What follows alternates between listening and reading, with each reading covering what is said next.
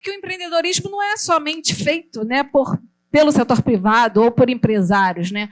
Todos nós hoje temos um papel muito importante através do empreendedorismo para o desenvolvimento da nossa região, do nosso país. Estão aqui hoje representantes, né, de todas as áreas nesse painel muito rico. Eu tenho certeza que vai ser um painel trazendo muita coisa importante para a gente poder raciocinar e discutir juntos esse tema muito importante, que é o desenvolvimento da região, né, portuária, e o papel desse pensar multidisciplinar.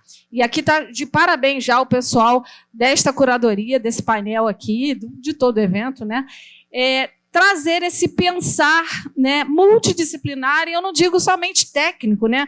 A gente tem que pensar enquanto empreendedores em vida, através do nosso ofício, cada um dentro do seu papel, dentro da sua caneta e dentro das suas especificidades, pensar todo o planejamento urbano, né, e desenvolvimento de uma região que seja, ou de um país como um todo, pensar de forma multidisciplinar. Nós precisamos, e ninguém caminha sozinho, né? Precisamos entender o todo, tanto parceria público-privada, quanto as partes técnicas. E esse painel aqui está trazendo exatamente isso, muito rico. O olhar de cada... A gente está trazendo hoje 3 pilares apenas para esse painel, mas aqui o evento todo mostra a importância de conexão de vários pilares para que, de fato, a gente possa ter um planejamento ordenado e, de fato, um desenvolvimento urbano sustentável, né? E que seja sustentável mesmo com os 3 grandes pilares do que diz a sustentabilidade, no campo social, né, no econômico e no social. Então, nesse painel, eu já vou iniciar aqui, quando o Leonardo chegar, a gente coloca ele no painel. Mas, enfim, iniciando, eu gostaria muito de agradecer mais essa oportunidade aqui. E o nosso painel, ele fala muito de alicerces do desenvolvimento, habitação, segurança e investimento do porto. 3 grandes pilares que realmente caminham juntos, né? E para a gente começar esse grande papo, vamos falar um pouquinho sobre segurança, né? Temos 2 atores aqui falando sobre segurança, mas eu gostaria de começar com o Tenente-Coronel Plínio, subcomandante do 5º Batalhão da Polícia Militar. Que visão estratégica é essa do governo em relação a essa segurança pública no que diz respeito exatamente a esse novo olhar e esse desenvolvimento para a área portuária, Tenente-Coronel?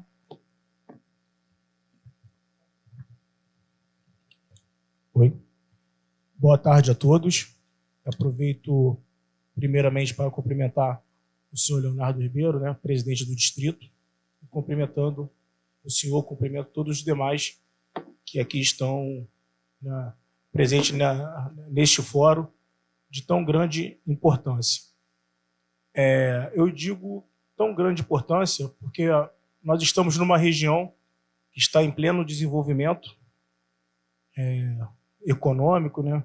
E os próximos passos é que essa região aqui receba mais pessoas, não somente pessoas que vêm trabalhar, né, que a gente chama de público flutuante, mas pessoas que vêm para residir.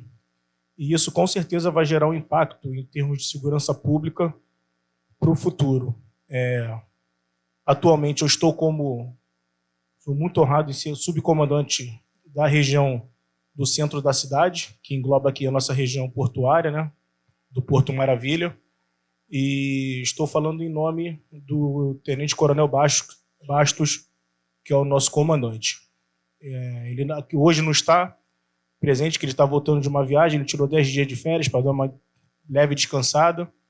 Então, aqui estou representando e espero corresponder às expectativas.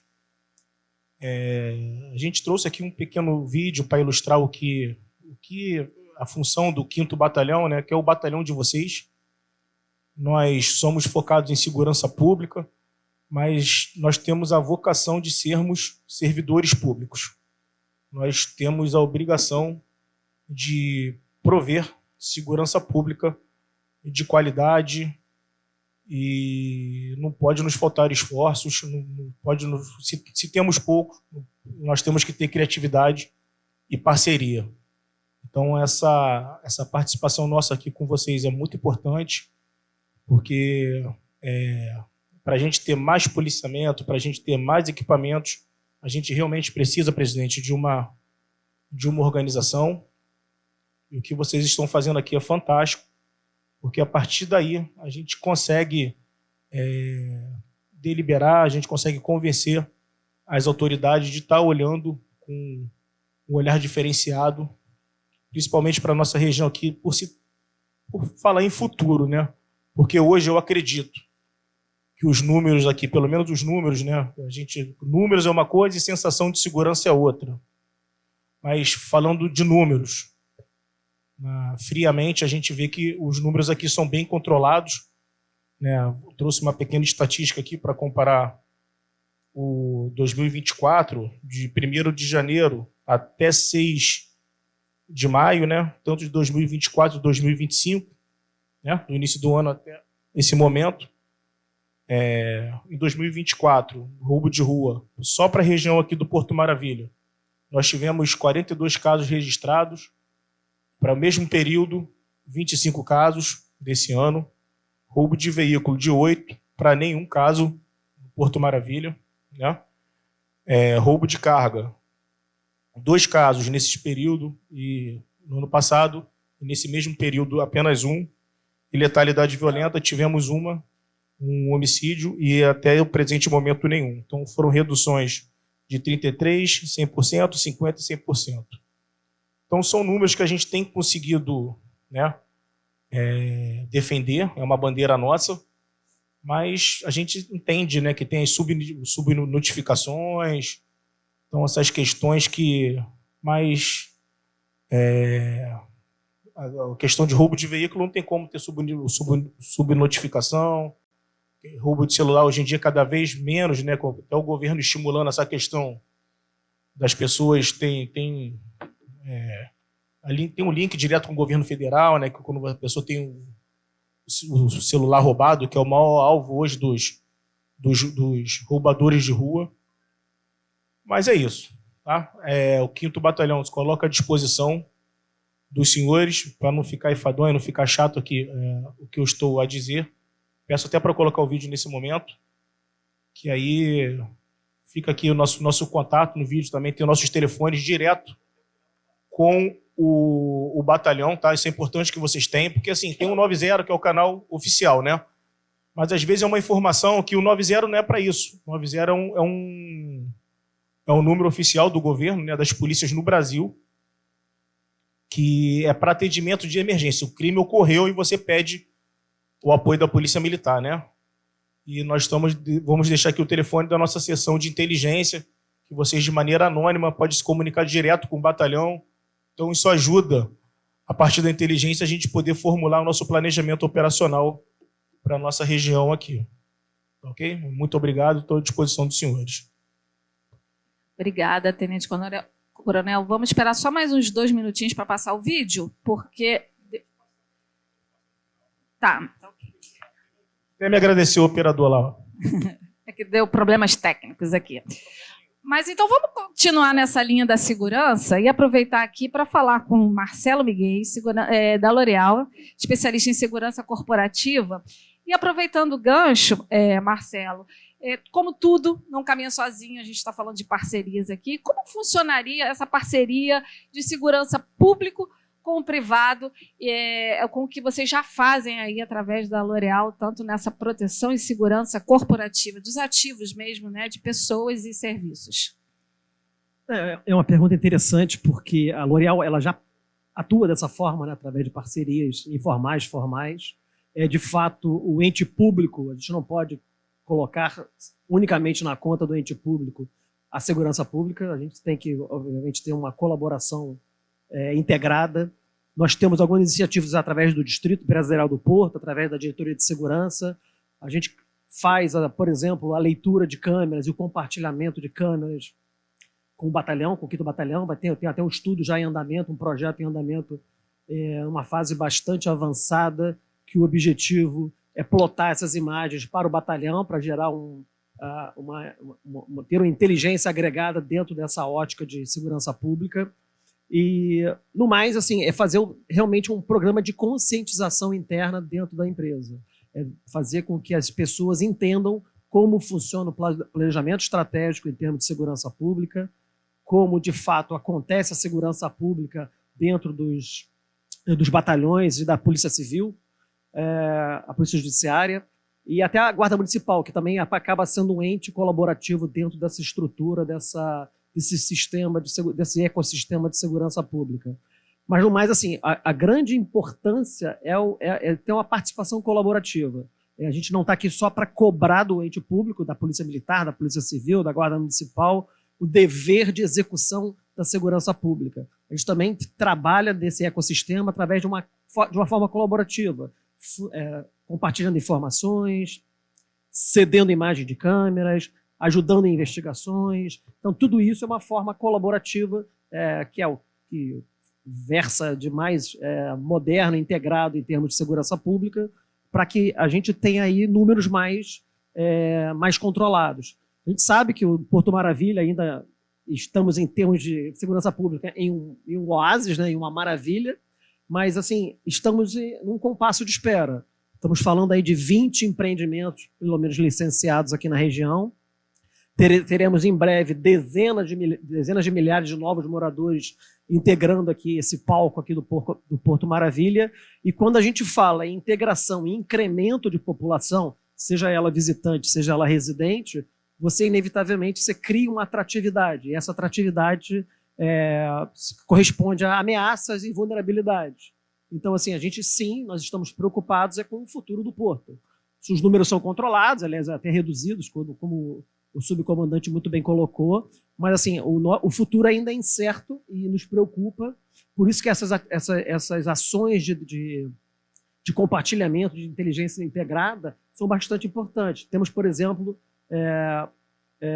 o Rio Alerta, que é um sistema de câmeras que capta imagens das ruas. Nós temos um piloto na L'Oréal, na porta da L'Oréal. A câmera é muito próximo, é muito similar ao que a rede Gabriel tem, que eu acho que todo mundo conhece.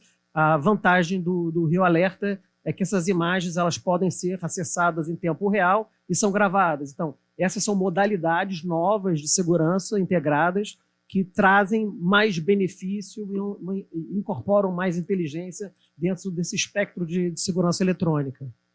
E tudo isso já faz parte de um grande piloto que a gente está trabalhando para difundir entre as empresas do distrito, para que a gente, no futuro, e esse futuro está bem próximo, pelo que a gente enxerga, de trazer mais benefício, mais segurança, mais sensação de segurança para a população, seja ela residente, seja ela flutuante. A gente sabe que saímos aí de uma década atrás, quando a gente olha a região do Porto, era uma região praticamente abandonada, né, de poucos moradores, de algumas iniciativas comerciais bastante tímidas, da comunidade da Providência, que por si só é a comunidade que inaugurou essa região aqui, tem todo o seu valor, toda a nossa preocupação com relação a todo o controle social também ali, todo o incremento socioeconômico da região, e trazer isso para dentro desse planejamento estratégico de segurança futuro é uma preocupação nossa. Não só da L'Oréal, mas a L'Oréal como ente integrante do Distrito Empresarial do Porto. A L'Oréal, por si só, ela não consegue ser um ator isolado dentro desse processo. O que a gente realmente busca é uma integração de novos entes que estão chegando e dos investidores, empreendedores e moradores locais. O perfil do Porto, por si só, está mudando. A gente tinha, outrora, uma intenção de ter uma vocação muito mais empresarial aqui na região, e da pandemia para cá, a pandemia reescreveu a história de muitos setores, a gente viu que a gente começou a identificar uma vertente residencial aqui na região. Então, essa vertente ela precisa ser trazida dentro desse estudo, dentro desse planejamento, e fazer com que isso faça parte de todo o estudo de segurança. A nossa intenção, junto certamente da Polícia Militar, Polícia Civil e da própria Guarda Municipal, é fazer com que essa região continue sendo uma referência de segurança para a cidade, continue sendo esse oásis de segurança, com todo um planejamento integrado feito ao longo dos próximos anos. Essa é a ideia. Excelente. Marcelo, só para fechar essa primeira rodada de segurança, e puxando aí muito do que você falou, temos planejamento estratégico, integração, mas eu acho que para que tudo funcione tem a palavrinha essencial que é a gestão, né? Como fazemos a gestão desta integração? Eventos como esse são ótimos, porque a gente realmente consegue colocar todos os atores para conversar. Mas isso na prática, e aí a pergunta cabe ao senhor e ao próprio tenente-coronel Plínio, já estamos tendo, de fato, essa gestão integrada entre público e privado, e aí, mais ainda, a segurança não só de moradias, mas também desses empreendimentos, já que o cenário mudou para o Porto, né? A gente não está falando só de empreendimentos de negócios, mas de habitação em si. Assim, existe uma governança, de fato, já estabelecida, ela ainda pela nossa análise, ainda é um pouco tímida, porque esses moradores, de fato, ainda não chegaram, estão chegando aos poucos. Existe o investimento, ele é muito forte através de alguns empreendedores muito pontuais, mas assim, já existe uma articulação, que talvez seja o mais importante, existe uma articulação e uma intenção, um propósito muito forte por parte daqueles que já estão residentes aqui, aqueles que já estão fazendo parte desse ecossistema. A gente estava conversando até ali fora com o pessoal da Unicad. A gente está trabalhando, por exemplo, já na implementação de uma central de monitoramento integrado dentro do 5º Batalhão, aos moldes que já acontece em alguns outros batalhões.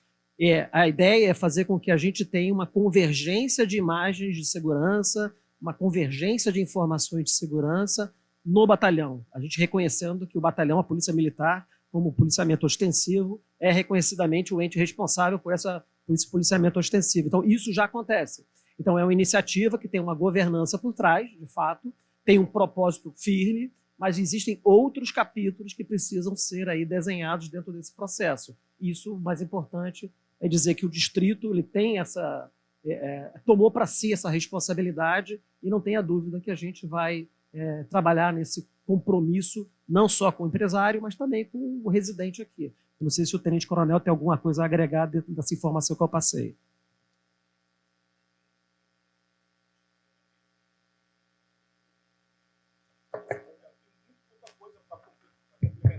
Oi. Eu acho que eu tenho muito pouca coisa assim, para complementar. O Marcelo foi bastante assertivo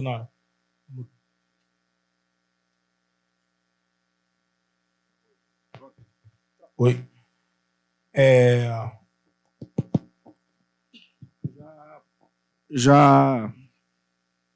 De fato, esse projeto está em andamento, né?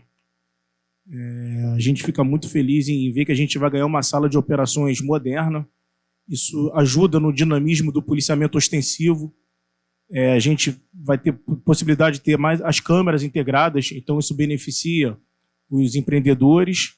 E com relação também aos moradores que estão por chegar, a gente tem um conselho comunitário bastante participativo. Aliás, eu já passei por algumas unidades da corporação, eu digo até dezenas, e aqui no 5º Batalhão, a primeira região que eu tenho 3 conselhos comunitários de segurança, né? A área do batalhão é tão grande que a gente tem o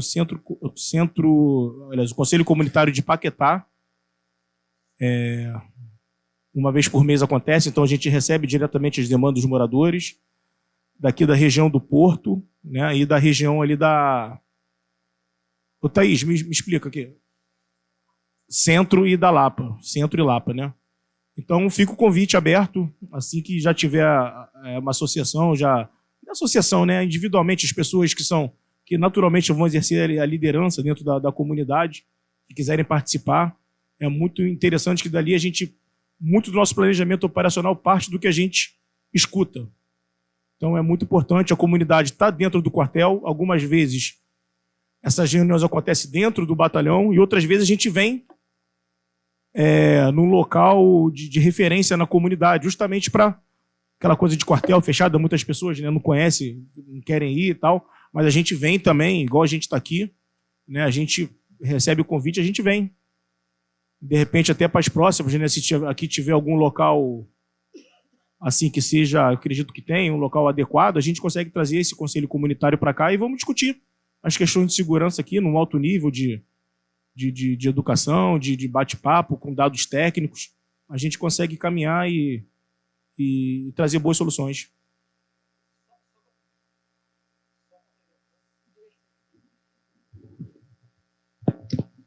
Só complementando a palavra do subcomandante, assim, eu não sei se todos sabem como funciona o Conselho Comunitário de Segurança.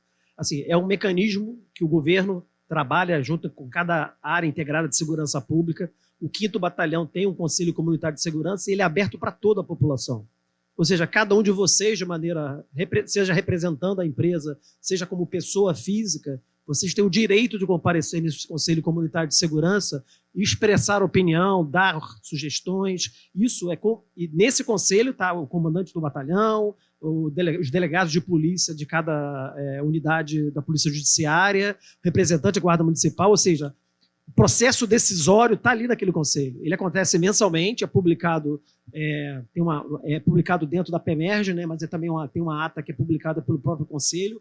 A presidente ela é eleita pelos moradores, aqueles que fazem parte, e essa é uma oportunidade ímpar de vocês conhecerem como funciona o conselho. E esse convite, essa ideia do subcomandante é excelente, porque trazer o conselho para próximo é mais uma estratégia que a gente pode trabalhar de forma a gente fomentar essa discussão de segurança pública e deixar aberto para todos os moradores e participantes. Perfeito, muito bom ouvir essa fala do tenente-coronel e sua também, Marcelo. Eu, enquanto arquiteto e urbanista que sou, né, temos arquitetos aqui nessa sala, além do planejamento estratégico e, né, de gestão, o nosso papel crucial é ouvir, né? Então, temos que ouvir, porque as especificidades e necessidades de cada lugar, de cada pessoa, são diferentes. Então, realmente, esse diálogo é importante, que através do diálogo, com os recursos necessários que temos, inclusive no campo da tecnologia, aí só avançando, esse grande banco de dados, né, que a gente tem, a gente vai conseguir, de fato, fazer gestão e integração daquilo que a gente ouviu com essas novas tecnologias. Excelente ouvir isso aqui nesse painel. Muito obrigada. Então, eu aproveito aqui para saudar também Leonardo Mesquita, da CURI, que faz parte desse painel. Então, eu já vou fazer a pergunta aqui para o Leonardo. A gente falou um pouquinho de segurança, tá? Ouvimos o tenente-coronel e o Marcelo. E aí eu queria ouvir um pouquinho de você, Leonardo. Do ponto de vista do desenvolvimento imobiliário, como a oferta de habitação de qualidade e diversificada é um pilar para revitalizar o Porto? Obrigado, boa tarde a todos. Desculpa, eu tive um probleminha, acabei atrasando a entrada aqui. Desculpar aqui com os demais. O Rafa falou que você estava fechando mais 2 empreendimentos. Pô, estava resolvendo o problema de 2 empreendimentos. Brincadeira. Mas, enfim, eu acho que o que a gente hoje, e aí assim, já são alguns anos fazendo o debate aqui, eu acho que cada ano é legal a gente voltar aqui e ver que as coisas estão andando. Eu acho que isso é o principal, né? Eu acho que ali a gente passa e vê a história acontecendo. E acho que a oportunidade que se tem aqui de se revitalização de uma área através de moradia é sempre uma dificuldade muito grande, e você vê cases e cases e cases internacionais e nacionais do quanto é difícil você pegar áreas que já têm uma infraestrutura mais antiga e como trazer elas para uma realidade e adequar elas para um mundo que vivemos hoje. E acho que o Porto, e assim, acho que o Rio de Janeiro, ele tem 2 experiências aqui que são muito fortes aqui acontecendo e espelho para muitos lugares do Brasil, Porto e o centro, né? E você vê a dificuldade e o tempo. Você tem 2 legislações que foram aprovadas para a revitalização dessas regiões. Graças a Deus, do Porto, acabou acontecendo também uma revitalização da área que possibilitou a gente ter uma oferta de terrenos muito grande. Então, isso é completamente diferente de qualquer história de revitalização de área que conhecida. Você tem o centro, que é uma revitalização que acontece através de retrofit. Então, esses 2 modelos acontecendo ao mesmo tempo, eles criam a oportunidade da gente misturar e a grande dificuldade de você começar, a nossa grande dificuldade de começar tudo isso aqui, normalmente é você saber quem quer vir para cá, qual o metro quadrado, quanto vai custar o terreno, tudo isso, quando você vai começar, é muito difícil. Como a gente hoje chega aqui, tendo tudo isso, cria-se uma possibilidade de você, assim, a gente participa até de algumas discussões. Você hoje tem uma cidade que, durante muito tempo, ela cresceu de forma muito forte para as regiões periféricas. E essa possibilidade de você trazer esse volume de pessoas para morarem nessa região mais central, podendo ofertar toda essa gama de infraestrutura já existente, e você conseguir fazer com que essas pessoas não precisem... Assim, quem anda pelo Rio de Janeiro hoje sabe que transporte público é um problema da cidade, um grande problema da cidade, e que eu acho que quando a cidade foi pensada em alguns momentos de expansão, talvez não fosse, não sou um especialista para falar sobre isso, e a gente aqui consegue, com essa concentração de pessoas, e a gente estava até discutindo um pouco ali fora, você começa a pensar em situações que eram um pouco... A gente está começando no bairro aqui, a gente está discutindo, podendo do zero discutir segurança.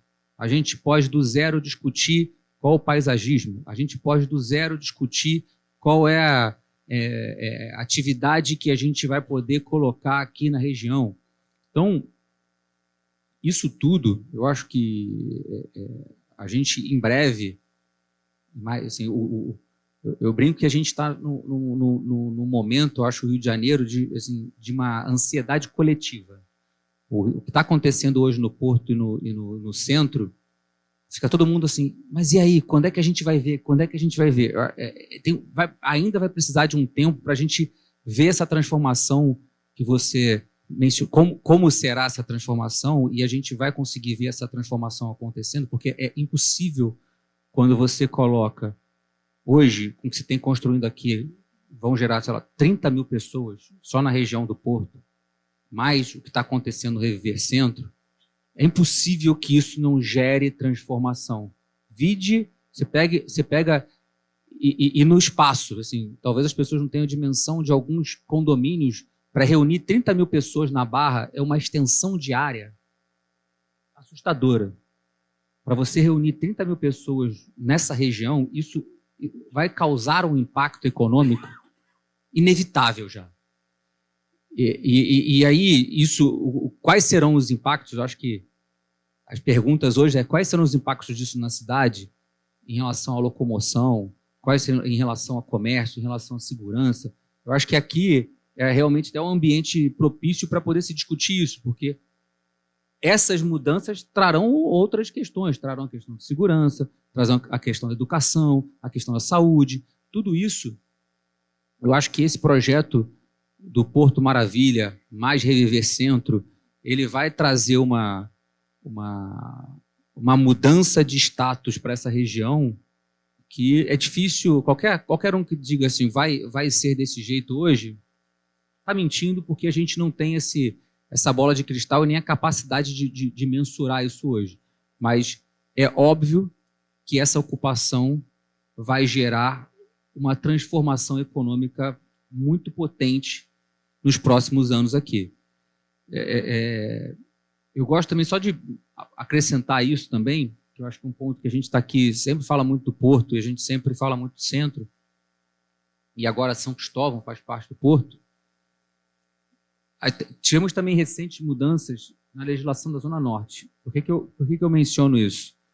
Porque eu sempre vejo que grande parte dos problemas que existiram no centro, que aconteceu com essa assim, perdeu-se muito valor no centro da cidade, porque na Zona Norte, durante muito tempo, a gente tinha uma ocupação muito ruim da Zona Norte. E até hoje, quem está aqui, todo mundo passa pela Zona Norte. A Zona Norte aparentemente é densa, mas é um lugar de baixíssima densidade. Onde tem muita densidade é porque é ilegal, não é legal. Porque a legislação não permitia a densidade legal. A densidade que existe, ela é ilegal. Então, também ter uma Zona Norte mais forte passa por trazer mais força tanto para a região portuária quanto o centro. A Zona Norte fraca, no fundo, ela foi parte da história de como criou-se a Barra, passa por uma Zona Norte muito frágil. E isso gera uma Zona Oeste mais forte.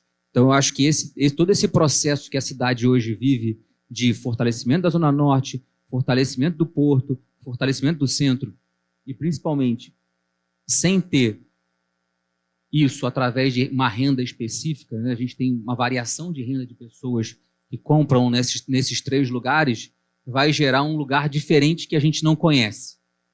Um lugar que a gente não tem hoje, não tem paralelo. Isso não é a Barra, isso não é a Zona Sul. A gente não tem um paralelo disso na cidade e nem, eu acho que, no Brasil. Então, eu acho que a gente está brincando, falando que a gente está vendo a história, a gente, de uma certa forma, está acompanhando a história e vai ver o que bairro se dará com essa junção de pessoas de vários lugares da cidade, com rendas diferentes, com toda essa infraestrutura, o que isso vai dar. Não respondi, mas, enfim, porque eu acho que não tem resposta nesse momento. Não, mas é exatamente isso. Você falou uma coisa importante. A gente precisa pensar que estamos trabalhando num ambiente construído, que já foi construído, que tem uma história, né? Que culturalmente já foi ocupado e está sendo totalmente adaptado, diferente de outras áreas onde a gente começa do zero. Então, realmente é uma grande transformação. E que bom que estamos iniciando de forma planejada, estratégica. E aí eu já aproveito para passar aqui para a nossa subsecretária de Regulação e Ambiente da Prefeitura, Karina Quirino, para compartilhar com a gente como é que você enxerga, né, na verdade, esses investimentos públicos e privados para, de fato, impulsionar o desenvolvimento econômico e social da região. Primeiramente, boa tarde a todos. Eu agradeço muito a todos da organização pelo convite. Na verdade, eu estou aqui substituindo o Osmar.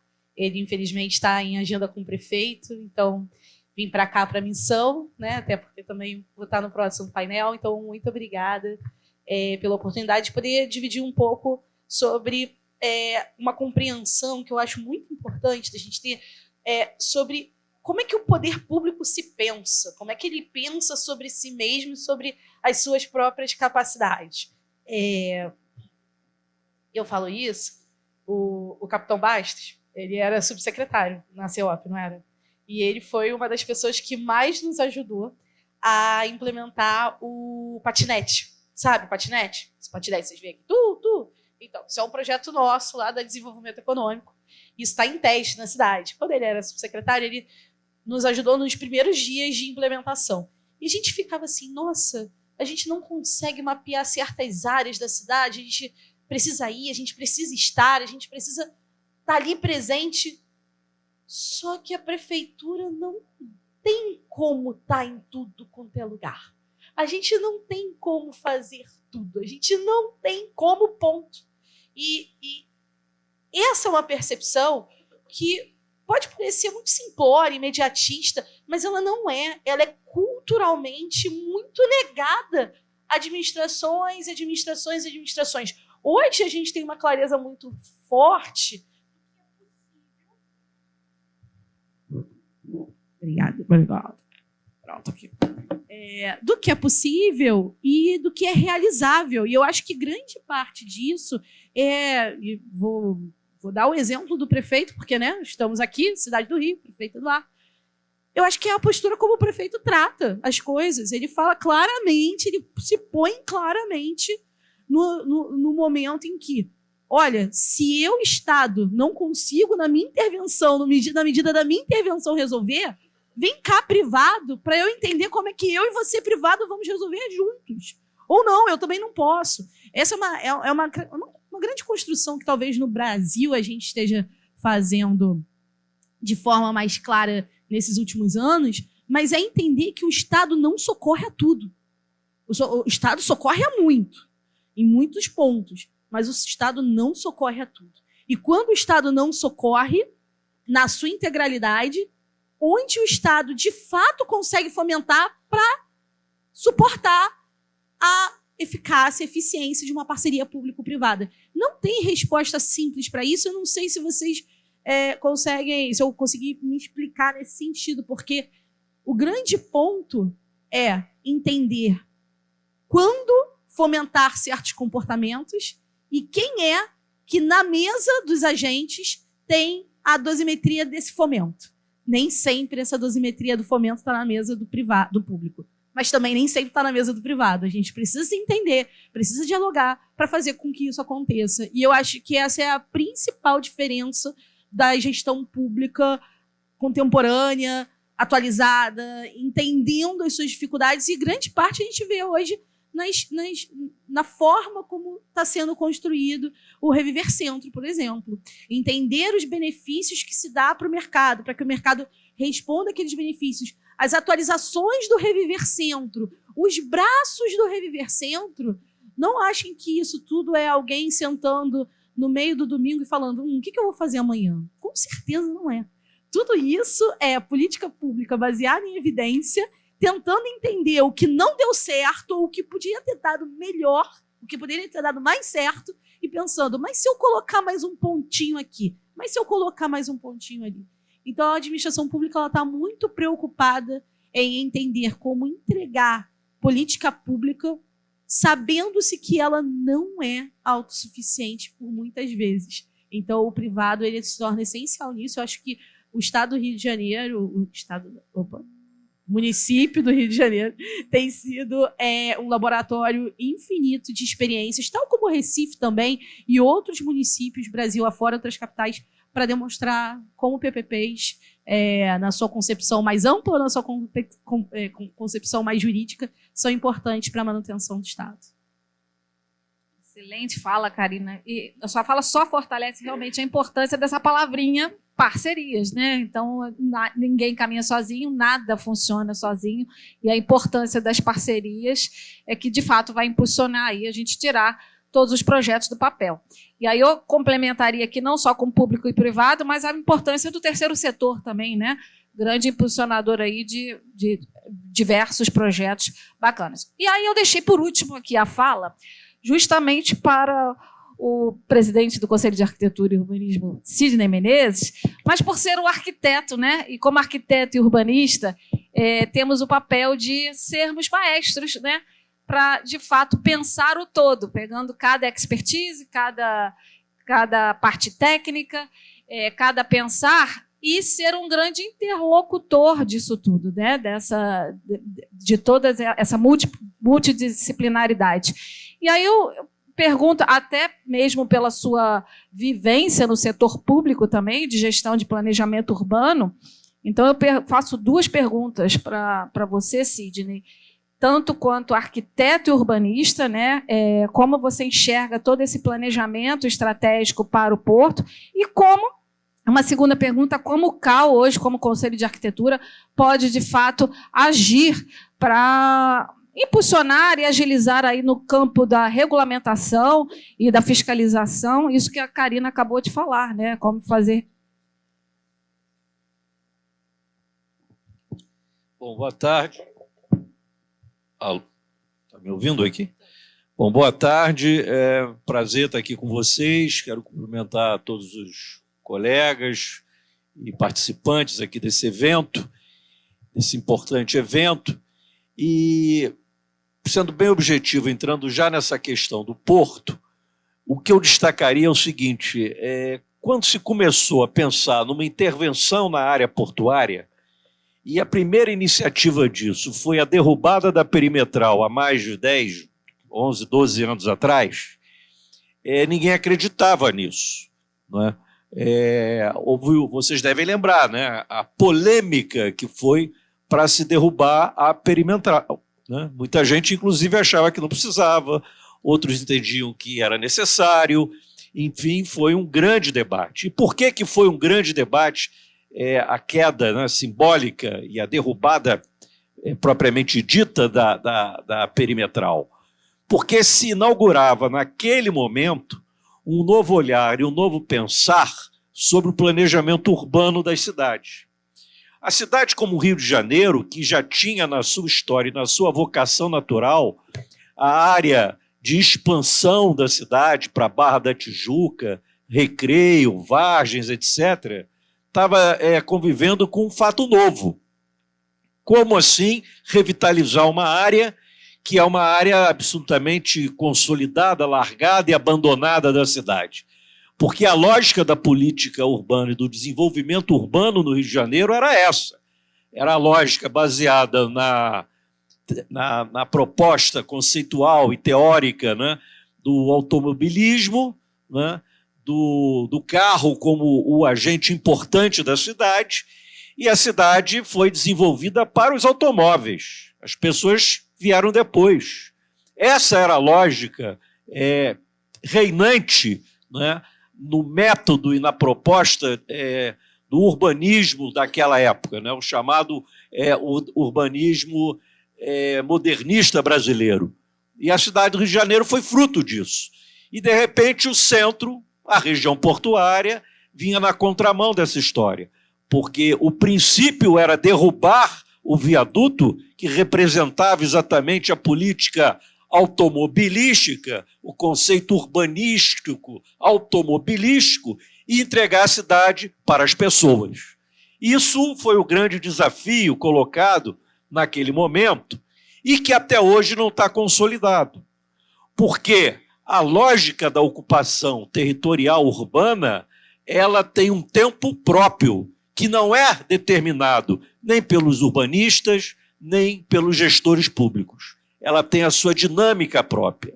Tanto é que, voltando um pouco atrás, vocês vejam, por exemplo, a Avenida Presidente Vargas, ícone da política urbanística de ocupação da era Getúlio Vargas, da ditadura Vargas. A Presidente Vargas, até os dias de hoje, ela foi inaugurada em 42. Até os dias de hoje, ela não está totalmente ocupada. Nós conseguimos, Carla Cabral aqui, minha colega arquiteta urbanista da prefeitura, sabe muito bem disso, aqueles vazios urbanos ao longo da Avenida Presidente Vargas demonstram claramente as feridas e as cicatrizes de uma intervenção que não foi uma intervenção devidamente planejada e devidamente articulada ainda na década de 40. Depois, se a gente avança mais um pouco, ali onde tem a sede da prefeitura da cidade do Rio de Janeiro, ali a chamada Cidade Nova, não é? que era ali, que tem um prédio ícone, carinhosamente chamado pelos cariocas de Piranhão, porque ali ela era a área, né, como era o nome? Hein? Da Vila Mimosa, olha, exatamente, a Vila Mimosa, não é? Então ali o que aconteceu? Quando se fez a sede da prefeitura, a partir da fusão da cidade do estado da Guanabara com o Rio de Janeiro, a cidade nova do Rio de Janeiro precisa ter uma sede, precisa ter uma prefeitura, e não se tinha. E foi feito aquele projeto, é do Conde o projeto? Foi feito um projeto de arquitetura e lá se estabeleceu a prefeitura. E diziam, naquela época, tanto os arquitetos, como os urbanistas, como os gestores públicos, que a sede seria ali onde a antiga Vila Mimosa funcionava, porque ela, somente a sede da prefeitura, ia revitalizar toda aquela área, em razão do número de frequências, de pessoas, de idas e vindas. Isso não aconteceu. A Cidade Nova só começou a se consolidar já no final da década de 70, década de 80, e pensava-se mais, Michele, Beatriz e Mica, pensava-se mais que poderia se fazer ali prédios residenciais, né, para levar a lógica das pessoas morarem na cidade. E também isso demorou muito para acontecer. Então, essa dinâmica urbana ela é de muito tempo. E o interessante aqui na região portuária, para responder a sua pergunta, é que nós temos condições aqui de implantar algo que nunca aconteceu no restante da cidade do Rio de Janeiro. Nós conseguimos implantar aqui, por exemplo, o transporte público primeiro, depois a habitação. E é assim mesmo. Planejamento urbano sério, comprometido, absolutamente ligado à realidade das pessoas, é isso, é colocar a infraestrutura primeiro e depois as pessoas. E não o que foi feito, não é a Carla, a Andréa, que inclusive mora na Barra, que é arquiteta, Dom Fernando, que também é arquiteto, e o que foi feito naquela ocasião da Barra da Tijuca? Primeiro bota as pessoas, depois chegava a infraestrutura, e que até hoje não chegou plenamente na Barra da Tijuca. Vários condomínios da Barra da Tijuca têm a sua estação de tratamento de esgoto próprio, porque sequer saneamento naquela época, início de 70, se implantou na Barra da Tijuca. E, ao contrário, aqui na região portuária, é uma área infraestruturada que foi, evidentemente, modernizada, atualizada, não é? Mas você tem hoje uma infraestrutura urbana implantada nessa região. E vou além, você tem o transporte público. Então, o que falta para essa região dar certo? As pessoas. Falta a Cury e companhia produzir mais prédios destinados à habitação social, à habitação familiar como um todo. Então, quando iniciou-se, e aí as pessoas têm pressa, principalmente os governos. E quando eu me refiro aos governos, eu me refiro aos políticos, eu me refiro aos prefeitos, eu me refiro aos secretários, eu me refiro aos políticos. Porque a pressa dessa gente não é a pressa da cidade. A lógica do tempo dessa gente é eleitoral. O que acontece de tempos em tempos. Quando se implantou aqui, desde a queda da perimetral até hoje, o chamado Porto Maravilha, não é? Pensou-se o seguinte, que em 5 anos daquela época, de 13 anos atrás, em 5 anos já teríamos prédios e habitacionais e residência e moradia. Não é verdade. Não aconteceu. Agora que está acontecendo, e veja, demorou o dobro do tempo imaginado. Então, eu estou dizendo isso tudo para responder a sua pergunta sobre a questão do Porto Maravilha especificamente. E para encerrar essa questão do Porto Maravilha, eu quero dizer que aqui também poderá ser implantado um conceito urbano, contemporâneo, moderno, que hoje acontece no mundo inteiro e nas cidades, nas grandes cidades do mundo todo. Paris é um exemplo disso, que é o planejamento urbano ou a cidade de 15 minutos. E o que é a cidade de 15 minutos? É uma cidade em que você tenha condições na sua estrutura física de atender as pessoas, que é o mais importante para qualquer intervenção urbana, são as pessoas, né? E que essas pessoas possam usar essa infraestrutura em 15 minutos. Ou seja, em 15 minutos você vai ao mercado, num raio de 15 minutos, falando de 1,5 km a pé. 1,5 km a pé são 15 minutos. Então, dentro desse raio, você vai à farmácia, vai à padaria, vai ao mercado, você vai ao meio de transporte se tiver que se deslocar. O ideal é que você vá da sua casa ao trabalho. Essa é a lógica do contemporâneo, do urbanismo contemporâneo, moderno e atual, que está sendo testado no mundo inteiro. É muito difícil implantar em cidades consolidadas, claro que é, mas aqui no Porto a gente tem essa possibilidade. Mas está faltando, alguém deve ter já pensado nisso, mas está faltando, não tem padaria, não tem farmácia, não tem mercado, não tem... É verdade, mas essas coisas acontecerão, e em pouco tempo. Quando isso acontecer, a gente vai ter uma lógica da cidade no Porto de 15 minutos, de 1,5 km a pé, se contrapondo à lógica do automobilismo como função urbana da Barra da Tijuca, onde você faz tudo de carro. Então, essa dicotomia é que vai permitir, Mica, que as pessoas percebam as diferenças e a importância da ocupação urbana desses sítios. E para encerrar, entrando na segunda parte da sua pergunta, quer dizer, o que o Conselho de Arquitetura e Urbanismo, os arquitetos, arquitetas, urbanistas têm a ver com essa história? Tudo. tem a ver com tudo dessa história, porque essa formação da arquitetura, do urbanismo, poderá e deveria estar contribuindo muito para esses estudos e para essas expansões. Eu tenho me esforçado muito na qualidade de presidente, conversado muito com gestores públicos, né, com o prefeito do Rio, com os demais prefeitos, tentando sensibilizá-los da importância de implantarmos aquilo que todo mundo aqui falou, que é a parceria institucional, onde o Conselho de Arquitetura e Urbanismo possa contribuir com a gestão pública nas decisões, nas implementações e nas ações voltadas para a melhoria do espaço urbano. Em linhas gerais, eu acho que é isso que eu tinha para apresentar nesse momento. Obrigado, Mica. Muito obrigada, presidente. Sempre muito bom te ouvir e fico feliz por eu ter escolhido aí arquitetura e urbanismo como meu ofício.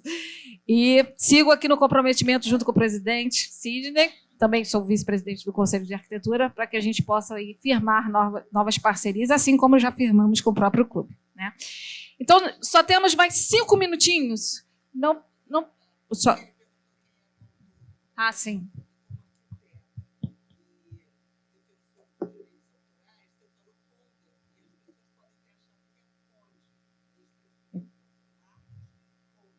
Então, pronto. Então, está esclarecido aqui que o arquiteto autor do projeto do prédio da prefeitura é Marcos Conder, com K, Conder. Não tem nada a ver com o querido e saudoso ex-prefeito, inclusive, Luiz Paulo Condé. Obrigada, Carla Cabral, pela contribuição. Eu queria abrir para a pergunta, mas não vai dar, porque a gente já está com o tempo aqui corrido, então só temos mais 4 minutinhos. Eu queria deixar 1 minutinho para cada um, para finalizar com uma mensagem final, ou com o que considera como o principal próximo passo para a gente consolidar o Porto do Rio como um modelo de desenvolvimento integral, onde habitação, segurança e investimento operam em sintonia. Podemos começar pelo Tenente Coronel? No nosso meio militar, né, começa sempre com mais recruta, né? Então, acho que sou eu aqui. Vamos lá. É uma honra estar aqui com vocês, né? Uma satisfação estar representando a Polícia Militar, uma corporação que eu sou muito feliz em ter acertado, né? Eu vejo vocês com orgulho, falando que enchendo a boca que são arquitetos, também posso falar isso da minha profissão.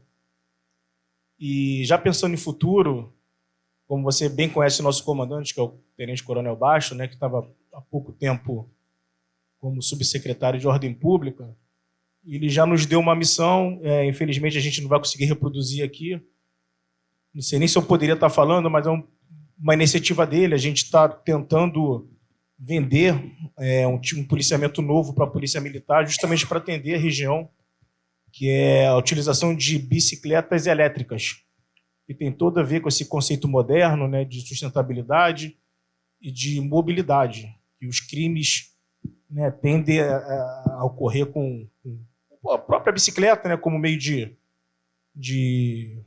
como subterfúgio, né, como meio de facilitar esses roubadores e motos. Então a gente acredita que com o trânsito aqui do centro da cidade, a gente com a bicicleta elétrica a gente consiga ser mais eficaz no caso no policiamento repressivo a esses marginais da lei e contribuindo sempre com pensamento voltado para o bem-estar da população, da comunidade.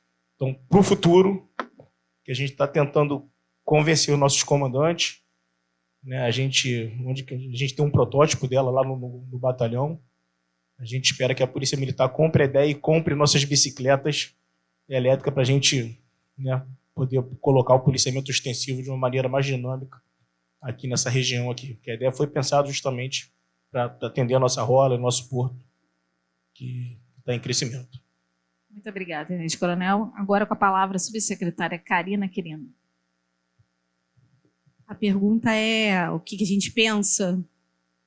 Ou qualquer consideração que você Eu quiser gostaria deixar muito uma que mensagem. o Porto fosse um grande condomínio da Barra. Eu adoro o condomínio da Barra, gente. A gente mora na Barra, né? A gente foi vizinha por um tempo. Mas brincadeira à parte, assim, na verdade, brincando, né? Porque eu adoro Barra da Tijuca. Tem gente que não gosta, né? Mas eu gosto muito.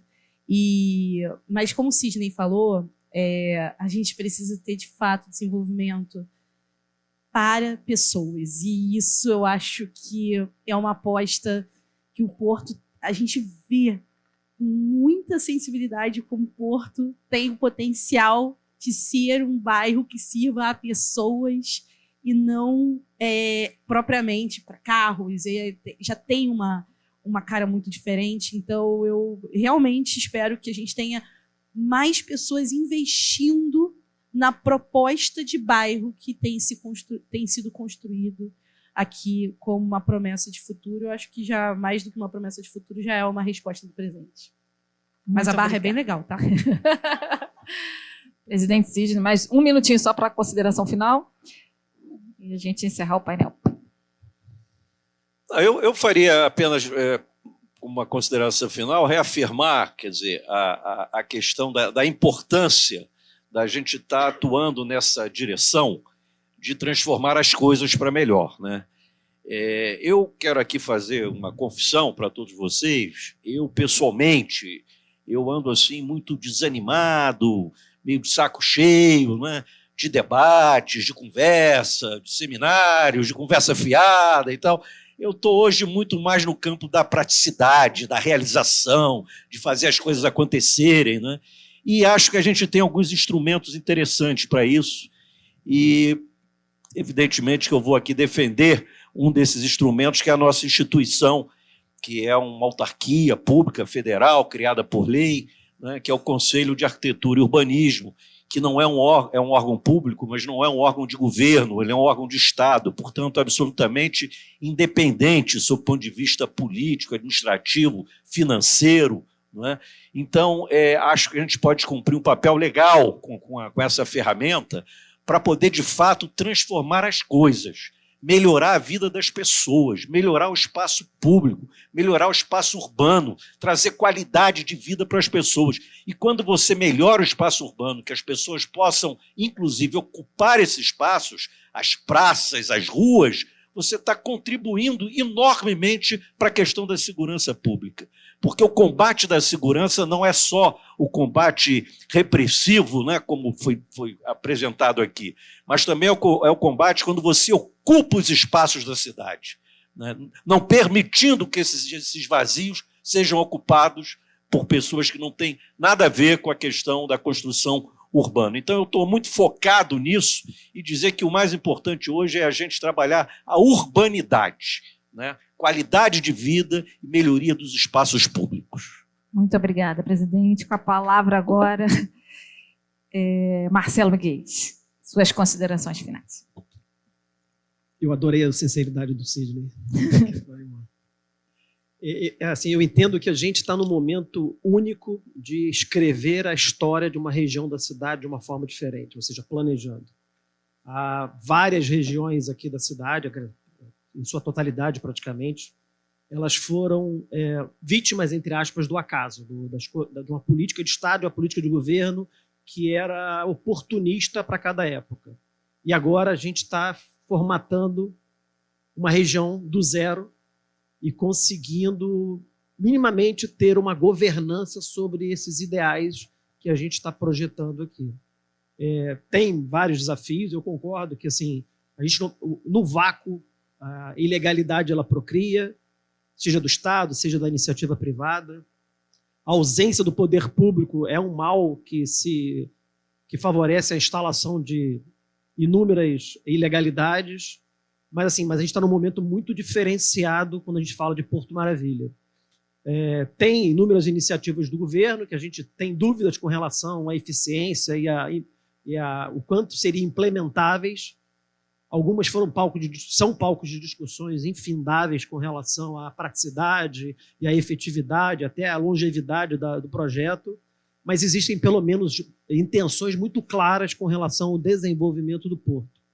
E é importante ressaltar que a história do Porto ela vai assim, uma centena de anos, pelo menos, atrás. Assim. A gente teve o maior porto escravagista do Brasil aqui. Não sei se todos sabem, mas 1 milhão de escravos aportaram aqui no Cais do Valongo. Isso é história. E a gente E essa história ela é vivenciada por nós todos os dias, e o quanto isso a gente consegue agregar isso na nossa cultura, na nossa importância e relevância sociocultural aqui da região. Temos o Morro da Providência, que foi a primeira favela do Brasil. Também poucos sabem que é a primeira favela. Os egressos da Guerra dos Canudos se juntaram com alguns moradores e ali estabeleceram a primeira favela do Brasil. E ali tem história. Tem o Circuito Pequena África, que também é de absoluta relevância para a história. A gente tem, inevitavelmente, uma dívida, uma reparação histórica a fazer com todo esse circuito, e que também está aqui no nosso solo, também está aqui debaixo de nós. Então, a gente tem muitos elementos diferenciados aqui nessa região que a gente precisa valorizar e caminhar junto com eles, e não abandonar, e não renegar essa história, e não deixar de lado essa história, e sim fazer com que faça parte de toda essa evolução que a gente projeta para a região. Tem muito a fazer, muitas adversidades, muita política no meio, concordo. Acho que a gente precisa ter muito cuidado com relação às verdadeiras e legítimas intenções do poder público, mas aí a iniciativa público-privada está aí para fomentar e minimamente cercear algumas questões que não sejam legítimas e ideais aqui para a região. Muito obrigada, Marcelo. Só para registrar a presença aqui do arquiteto urbanista, do arquiteto da favela do Morro da Providência, já que o senhor citou aí, que tem trabalhado muitas vezes sozinho, né? E para finalizar, Leonardo Mesquita, vice-presidente da CURI, suas considerações finais. Eu acho que só complementando aqui, acho que só trazer, dito tudo isso, alguns pontos legais para entender um pouco do que está acontecendo no Porto. Hoje, o que está sendo produzido aqui, mais de 70% das unidades são sem vaga. Então, estamos falando de unidades que as pessoas vão ter que fazer toda a sua locomoção de transporte público, ou até de bicicleta, ou de outra forma. Vocês vejam o que ele está falando, a coisa tão verdadeira e tão séria, que a legislação urbanística antiga da cidade, ela exigia que os prédios tivessem garagem. Mas eu não quero botar garagem no prédio. Você era obrigado pela legislação urbanística a colocar garagem, porque era uma legislação toda a serviço de uma lógica do planejamento urbano para o automóvel e não para as pessoas. E agora isso mudou, é isso que ele falou. Não, perfeito, entendi. Não, acho que é importante até para complementar, porque o que você falou tem todo o sentido, que é, além disso, dentro do que está sendo construído, a gente está falando aqui do mundo das unidades, mas a gente tem 9 mil metros quadrados de área locável. Então, se vai ter padaria, espaço terá para tudo. Se vai ter a padaria e qual será, qual a farmácia, espaço terá para tudo. Então, tudo isso vai acontecer. E eu acho que o grande ponto de tudo isso, o mais importante, eu acho, e que, por mais que a gente pensasse, que os urbanistas pensassem, a prefeitura quisesse, poderia ter o seguinte problema: ninguém quer vir morar aqui. E a grande notícia as pessoas querem vir morar aqui. O carioca quer vir morar aqui. A procura é grande. Então, acho que, tendo esse sinal, eu gosto assim, é importante, o poder público é tão importante no que está acontecendo aqui, que entendam que hoje, o mercado imobiliário carioca, o pessoal tem falado, olha, está num bom momento. Mas olha como a legislação urbanística é tudo, ou quase tudo, numa economia de uma cidade.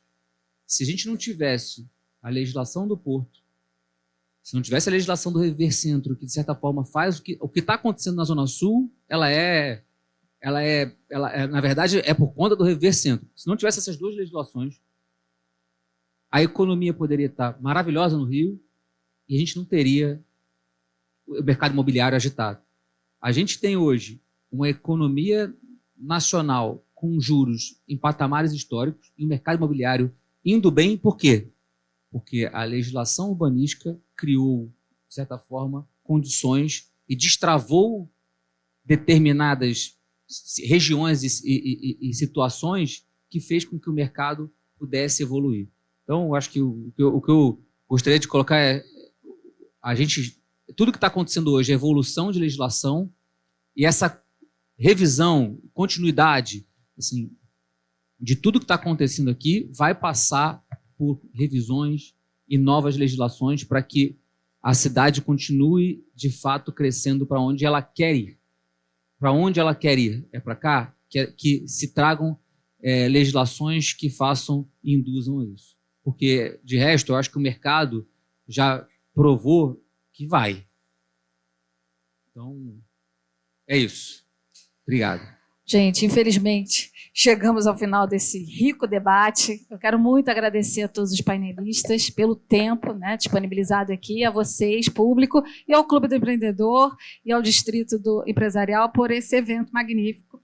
E contem com a gente. Eu quero finalizar com a frase do grande Oscar Niemeyer: a gente tem que sonhar, senão as coisas não acontecem. E vamos todos juntos fazendo acontecer essa grande transformação aqui no Porto. Obrigada. Vou pedir só mais uma foto, tá?